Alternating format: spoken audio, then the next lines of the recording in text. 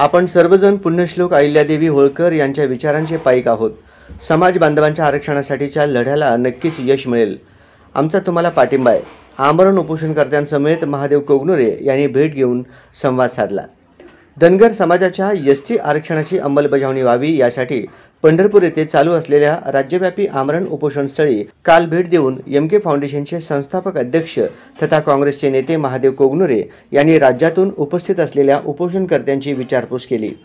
यावेळी जालन्याचे दीपक बोराडे, बीडचे यशवंत गायके, अहिल्यानगरचे विजय तमनर, साताऱ्याचे गणेश केसकर, पुण्याचे योगेश धरम यांची तसेच राज्यभरातून आलेल्या समाज बांधवांची भेट घेतली।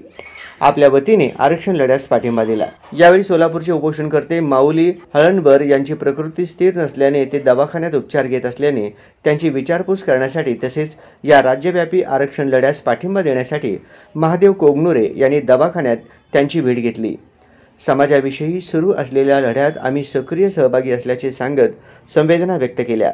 या प्रसंगी कोगनुरे यांच्या समवेत दक्षिण सोलापूरचे ज्येष्ठ नेते राधाकृष्ण पाटील उपस्थित होते।